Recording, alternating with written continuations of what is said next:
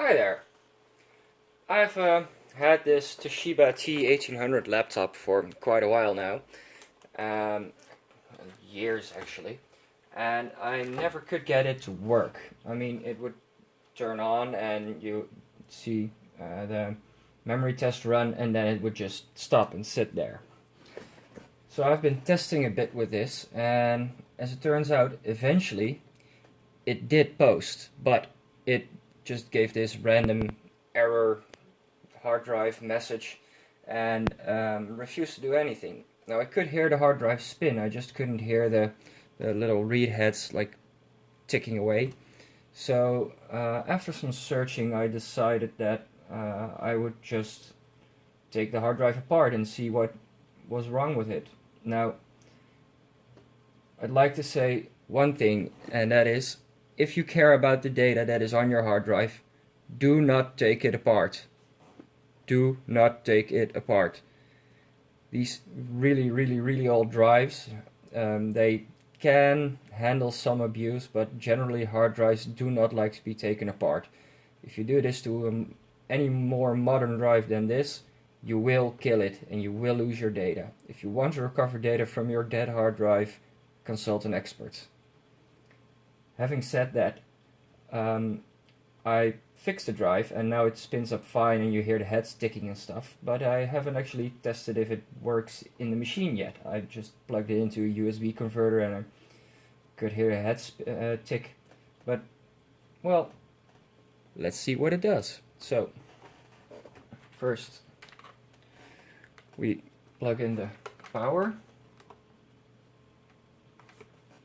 and we've got power. Yes, great. Now let's open up this machine. So this is I believe Intel 386 machine, but not sure. Now the floppy drive on this one is also broken. The little belt that drives the spindle is broken, and I haven't found a replacement for it yet, but I'm still searching, so maybe that will be in the next video. I also haven't taken any video of fixing the hard drive, as it is a pretty lengthy process. It took me several months. I have taken pictures of it though, and I will post those to my website, which I will link to down in the video description. So, well, I guess here goes nothing. The power button is right on the side here, and let's see what it does.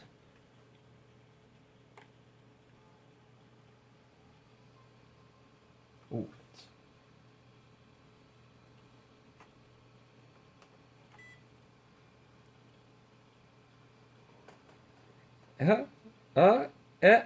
And there we are. That's a DOS prompt. Yes. Oh, that's good. It's a bit. Let's just make that a bit. Yeah, that's better. Let's see what's on here. Partition information. Primary MS-DOS 5 partition. 61 megabytes. Oh, come on, camera, focus. Yes, now you can see it. 61 megabytes. That's huge. For this kind of machine? I mean, let's see what's on here. Oh, there's still some data from the previous owner. Well, unfortunately for you, I'm not going to show that.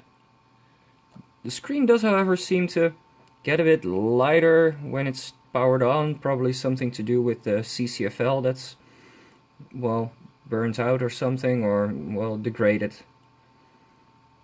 So there is, that's pretty awesome. Let's see if we can. DOS, Rabo, Tudor, mouse. Yeah. Well, there's not really that much on it, and to be perfectly honest, I can't really do anything with it at the moment because the floppy drive is not working, but the hard drive is. That's cool. That's really cool. So yeah, I'll try to fix this. I mean, Q basic. I'll try to fix the floppy drive, and I will probably get back to you. But I'm just really excited that it actually works. I mean, I've had this thing laying around for years not working, and it just actually does something. Let me see. Nibbles. What does this do?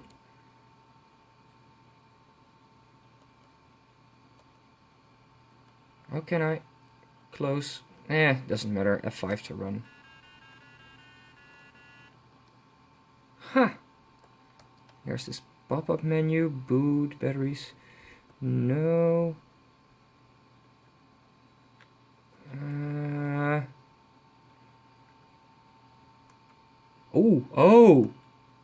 Oh, you can.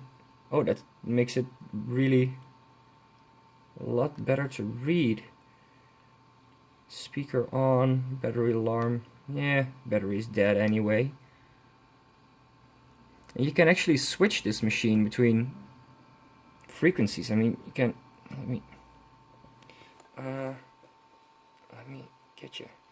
There's this little power speed LED over here, and if you actually press on the keyboard, there.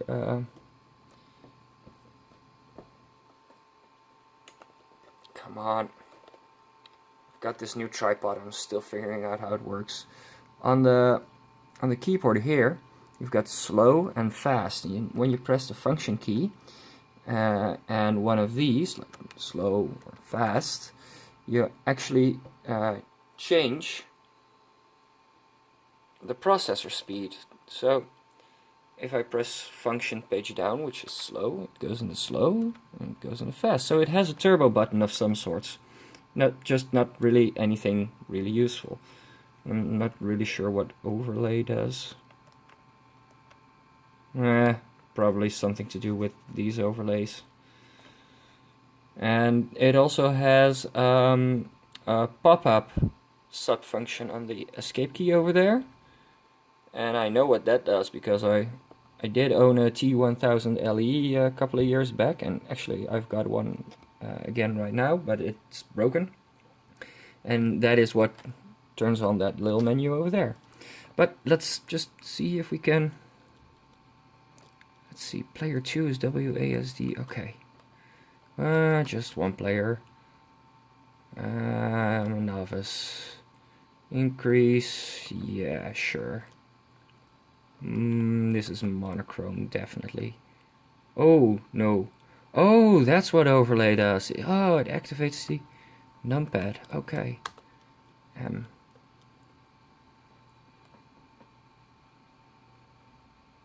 Push space, okay. Oh, right. This was a snake clone.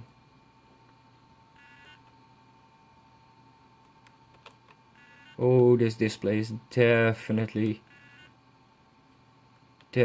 not made for this. Or it's just really old or something, I don't know.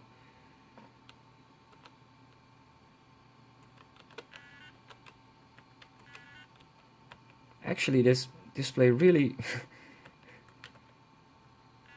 I mean, I've heard of the term ghosting, but never this severe. And it's not actually ghosting, but it's just like drawing all these bars and stuff. Well, I guess it's not that bad for such an ancient laptop. Just how do I stop that? Control C or break or something? I really... Escape. Ah, escape. Okay. So, yeah. There we have it. MS-DOS 5.0 and the hard drive works again. It's awesome. So, I'll be making a couple of videos about the T1000 LE. Actually, I already shot it. I just need to edit it. I'll also post some information on how to or not how to, but what I did to the hard drive to get it working again on my website, which I will link down to in the video description. And if you like this or any of my other videos, I'll do all that like, share, subscribe stuff, and stay tuned for my next video. See you later.